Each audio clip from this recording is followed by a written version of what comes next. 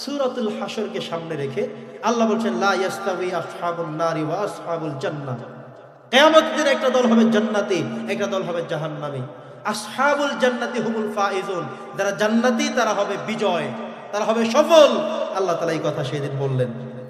তো আমরা সেখান থেকে জানলাম যে আমরা পরিবার সহ জান্নাতে যে যাব, মোট 10টা ফর্মুলা। একটু দেখেন আপনাদের মুখস্থ হয়েছে কিনা। 1 নম্বরে কি বলছি আমরা? সালামের প্রচলন করতে হবে। মনে থাকবে ইনশাআল্লাহ। সালাম দিবেন তো? আজকে গিয়ে বাড়িতে সালাম, আজকে প্রথম আমল করে ফেলবেন। বাড়িতে গিয়ে সালাম এবং বলবেন যে কালকে থেকে আমারে সবাই সালাম দিবে, আমিও সালাম দেব, চলবে সালাম। বলে ইনশা, জোরে ইনশা আল্লাহ। 2 নম্বর ফর্মুলা কি ছিল?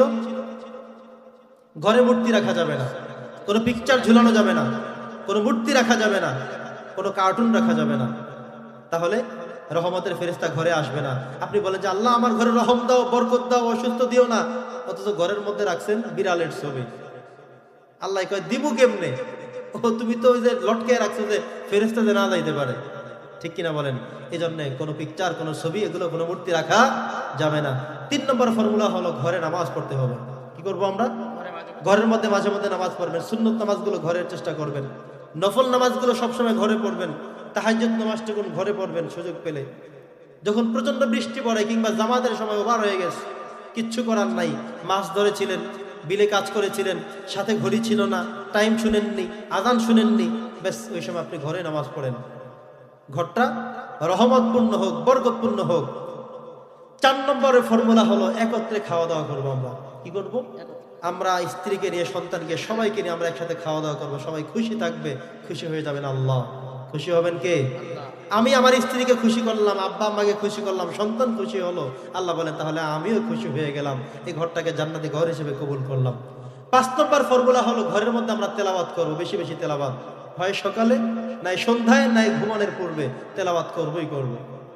যদি পারি কোরআন দেখে দেখে করব, না পারলে যেগুলো মুখস্থ করে সেখান থেকে আমরা করে তারপরে ঘুমাবো। ঘরের মধ্যে তেলাওয়াত করলে ঘরকে বরকতময় করবেন কে? আল্লাহ। জোরে বলেন কে? 6 নম্বর ফর্মুলা হলো আমরা মাঝে মধ্যে একত্রে একটু ঘুরতে যাব। আল্লাহ বলছেন আমাদেরকে ঘোরার জন্য, দেখার জন্য। পারলে আমরা সৌদি আরব চলে যাব, মক্কায় চলে যাব, মদিনায় চলে যাব, মিশর চলে যাব, জর্ডানে চলে যাব, বাহরুল মাইয়্যিত দেখে আসবো, ডেড সি দেখে আসবো, আমরা দেখে আসবো কারুনের ইতিহাস, কারণের ধ্বংসস্তূপ দেখে আসবো। এখনো সে ডাবতেছে নিচের দিকে, দেখে আসবো সেখানে।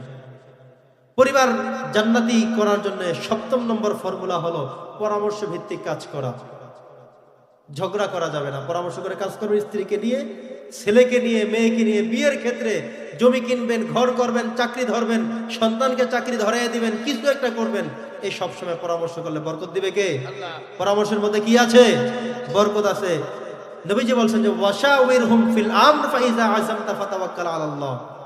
তোমরা পরামর্শ করে কাজ শুরু করে এরপর আল্লাহর উপরে তাওয়াক্কুল যখন করবে, আল্লাহ তোমাদের এই তাওয়াক্কুলের উপরে তিনি ভরসা করলে তিনি তোমাদের জন্য সাহায্যকারী হয়ে যাবেন।